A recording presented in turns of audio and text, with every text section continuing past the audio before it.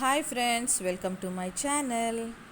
ఈరోజు పారిజాత పువ్వులు చెట్టు నుంచి ఎందుకు కోయకూడదో తెలుసుకుందాం. నారదుడు పారిజాత పుష్పాన్ని తీసుకొచ్చి రుక్మిణికి ఇస్తాడు. అలా రుక్మిణీదేవికి ఇవ్వడంతో సత్యభామకి కోపం వస్తుంది.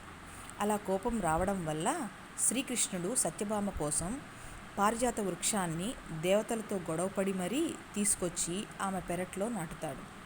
నిజానికి పారిజాత వృక్షం దేవలోకానికి చెందిన వృక్షం కనుక దేవలోకానికి చెందిన ఆ వృక్షం యొక్క పువ్వు భూమిని తాకకపోతే భూమికి సంబంధించింది కాదు.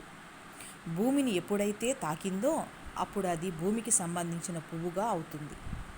మన కర్మ భూమిపై పూజా కర్మకు ఉపయోగించే స్థితి ఆ పువ్వుకి రావాలంటే ఈ భూమిని తాకితేనే ఆ పువ్వుకి ఆ అర్హత వస్తుంది. ఆ కారణంగా పూజా కర్మకు సంబంధించి అర్హత కావాలి కనుక పారిజాతం పువ్వును చెట్టుకు ఉన్నప్పుడు ఎప్పుడూ కూడా కొయ్యకూడదు. రాలిన పువ్వులను మాత్రమే కొయ్యాలని అంటారు. కాబట్టి ఎప్పుడూ చెట్టుకు ఉన్నప్పుడు కొయ్యకండి. ఈ విషయం మీకు ముందే తెలుసుంటే ప్లీజ్ కమెంట్ చేయండి. ఈ వీడియో కానీ మీకు నచ్చినట్లయితే please like, share and subscribe friends. Thank you.